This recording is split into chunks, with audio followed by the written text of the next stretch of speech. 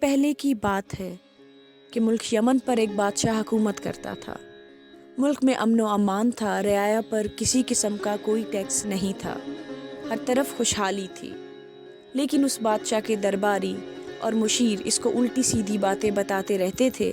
ان سب کا ٹارگٹ اکثر کوئی نہ کوئی وزیر ہوتا تھا۔ اس طرح کئی وزیر رسوا ہوئے اور کئی ایک کو بادشاہ نے مروا دیا، جس کی وجہ سے درباری اور مشیر خود کو طاقتور سمجھنے لگے تھے۔ ایک دن بادشاہ نے ایک نیا وزیر مقرر کیا۔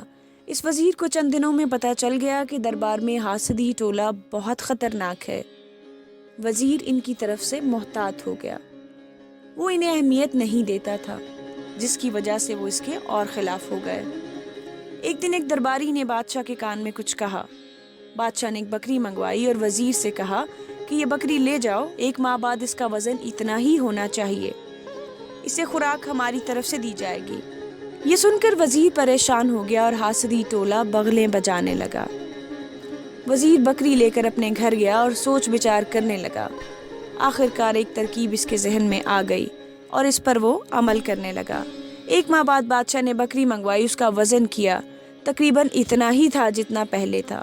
بادشاہ اور حاسدی ٹولہ حیران رہ گیا کہ وزیر ان کے کاروبار سے بچ گیا ہے۔ بادشاہ نے حیرانگی سے پوچھا کہ اس نے ایسی کیا ترکیب کی کہ بکری کا وزن نہ بڑھا اور نہ کم ہوا۔ وزیر نے عرض کیا، عالیجا، اچھی خوراک کی وجہ سے اس کا موٹا ہونا فطری تھا۔ میں خوراک کے بعد اسے شیر کے سامنے باندھ دیتا تھا، جس کے خوف سے اس کا خون خشک رہتا اور نہ موٹی ہوتی، اور اچھی خوراک کی وجہ سے کمزور بھی نہ ہوتی۔ بادشاہ یہ ترکیب سن کر بہت خوش ہوا اور اسے انعام و کرام سے نوازا، حاسدوں کو ڈانٹ پلائی۔ اب حاسد وزیر کے اور بھی دشمن ہو گئے۔ وہ کسی ایسی موقع کی تلاش میں تھے تاکہ وزیر سے بدلہ لیا جا سکے، اور یہ موقع انہیں بہت جلد مل گیا۔ بدقسمتی سے کچھ عرصہ کے بعد ملک میں سیلاب آ گیا، ہزاروں مکانات اور فصلیں تباہ ہو گئیں۔ بادشاہ نے وزیر کی ڈیوٹی لگائی کہ عوام کی داد رسی کی جائے۔ وزیر نے فی کس دیناروں کے علاوہ قرضے بھی دیے۔ قرضہ دیتے وقت وہ ان کے کان میں کچھ کہتا جاتا تھا۔ حاسدوں نے پتہ لگوایا کہ وزیر کیا کہہ رہا تھا۔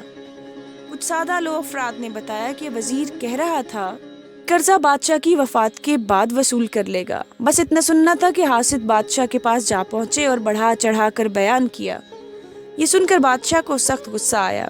اس نے فوراً وزیر کو حاضر ہونے کا حکم دیا اور کہا کہ میں نے ایسے سنا ہے، تم میرے مرنے کا انتظار کر رہے ہو تاکہ اس کے بعد دولت اکٹھی کر سکو۔